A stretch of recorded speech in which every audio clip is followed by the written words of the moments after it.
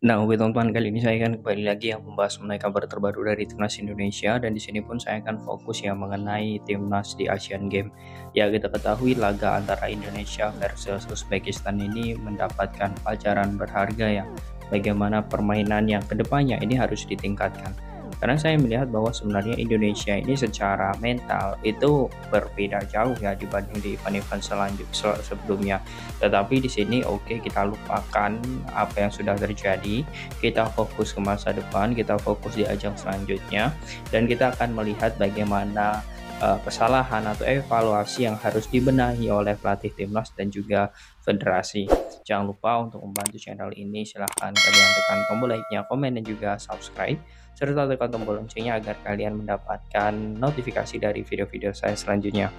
Di sini langsung saja saya akan masuk teman-teman ya ke pembahasan. Saya beberapa hari ini melihat bahwa sebenarnya ketika kita berbicara tentang Asian Games itu memang dari lini ke lini itu banyak sekali kekurangan. Tetapi saya melihat untuk di pertandingan ini saya memberikan nilai plus ya kepada pemain yang ada di lini pertahanan, karena memang semua pemain yang ada di lini pertahanan ini mampu maksimal dalam bekerja keras. Tetapi ya saya melihat ada beberapa kendala di timnas Indonesia ini. Bagaimana bola ketika di lini tengah dan juga bola ketika sudah di posisi lini penyerangan itu selalu gagal.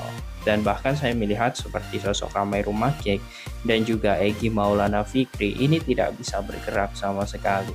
Dan saya melihat bahwa memang betul alasan mengapa lini depan kita itu hanya bergantung kepada Sananta, sementara pemain-pemain lain itu sulit untuk bisa berkontribusi, karena di lini tengah Syahrian Abimanyu dan juga Taufani itu gerakannya mati teman-teman. Saya tidak tahu kenapa, yang jelas ini faktor bagaimana Indonesia selalu diserang atau Indonesia selalu mendapatkan serangan-serangan yang sangat kuat dari Uzbekistan. Nah, ini sebenarnya penyebab mengapa Indonesia permainannya itu tidak berkembang. Tetapi saya melihat walaupun Indonesia tidak berkembang, ya adanya Ramadan Sananta itu memang sedikit memberikan dampak di lini penyerangan timnas ya. Berbeda seperti di Asian Games di laga sebelumnya saat melawan China, Taipei ataupun Kyrgyzstan. Dan ya ini menjadi poin plus sebenarnya untuk di posisi striker. Kalau di sini saya melihat kalau Ramadan Sananta ini memiliki tandem yang sangat bagus, saya sangat yakin sekali Ramadan Sananta ini mampu untuk bisa menjadi striker yang sangat hebat. Nah, kemudian di sini teman-teman, saya melihat sebenarnya apa yang sudah dimainkan oleh timnas Indonesia sebenarnya ini memiliki ruang-ruang yang sangat positif. Seperti sudah saya jelaskan tadi, di lini pertahanan kita sudah bagus, tetapi kita tidak didukung dengan lini tengah dan juga lini serang yang bagus. Tetapi ya ini sebagai bahan evaluasi ke depan, karena memang saya melihat apa yang akan dirombak oleh Coach Indra Safri itu sudah telat ya. Dan ketika saya kurang sepakat ya sebenarnya ketika Egy Maulana Fikri itu diganti di menit 80-an, menurut saya itu telat. Karena Indonesia ini saya melihatnya permainannya itu selalu diserang, dan mau tidak mau Indonesia harus keluar ya, keluar menyerang. Karena apa? Jika diserang terus-menerus, itu saya yakin sekali stamina pemain itu akan habis. Dan terbukti setelah menit 80 kita tidak bisa berbuat apa-apa. Sekali lagi di sini saya memberikan apresiasi kepada lini pertahanan yang selalu fokus. Nah, ini bisa menjadi poin plus bagi timnas Indonesia untuk di lini belakang kita ya. Ya, walaupun ada beberapa kendala di situ, miskomunikasi terkadang, tetapi ini adalah faktor bagaimana Indonesia sebenarnya bisa mengimbangi Uzbekistan sebenarnya jika memang tampil luar biasa di semua lini, bukan hanya lini belakang.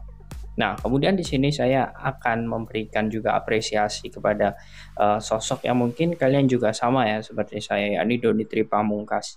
Doni Tri Pamungkas ini sebenarnya di Persija pun dia posisinya sebagai wing ya. Tetapi ketika di timnas U24 ini usianya juga masih muda, 18 tahun, dirinya diletakkan di back ya, di back kiri, dan di situ pun dia sangat rapat sekali. Ya untung saja kita masih memiliki sosok Doni, kemudian Rizky Ridho dan Andi Setio. Ya, kalau menurut saya kalau mereka tidak fokus kemudian tidak rapat, ya Indonesia lebih ya dari 2 gol yang diciptakan. Tetapi yang jelas di sini apapun yang sudah terjadi, apapun yang sudah menjadi kekalahan ini, ya diharapkan ini bisa menjadi acuan untuk kedepannya agar timnas ini lebih baik. Apapun yang terjadi, yang jelas ini bisa menjadi pembelajaran bagi Coach Indra dan juga staff serta ofisial.